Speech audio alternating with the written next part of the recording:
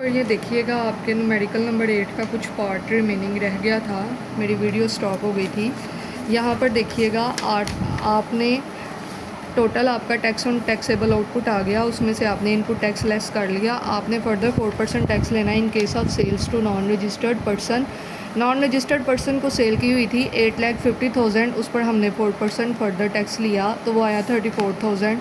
Add कर लेंगे, आपका आंसर फाइनल आ जाएगा 1,51,000। ये आपका क्वेश्चन कंप्लीट हो गया बेटा। लास्ट पे आपने कुछ नोट्स लिखने होते हैं, नोट्स नहीं लिखोगे तो आपका क्वेश्चन हो तो गया लेकिन आपके 2-3 जो मार्क्स है वो कट जाएंगे। आपने नोट्स में वही लिखना है जो आपका कोई ना कोई वो आपने काम किया हुआ है अपने न्यूमेरिकल में।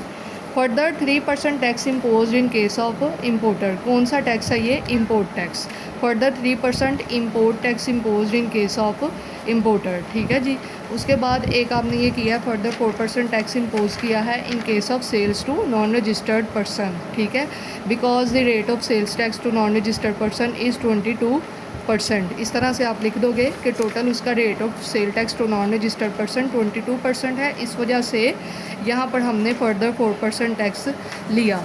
उसके बाद आप कुछ भी लिख दो कि हमने अपॉर्शनमेंट नहीं की। Apportionment of input tax is not allowed, is not necessary because exempted supplies और zero rated supplies are not given, क्योंकि ये गिवन नहीं है, इस वजह से हमने अपॉर्शनमेंट नहीं की। मिनिमम भी आपने 3 नोट्स लिखने हैं, मैक्सिमम 4 to 5 नोट्स बनाकर आपने अपने न्यूमेरिकल हर न्यूमेरिकल के लास्ट पे लिखने हैं।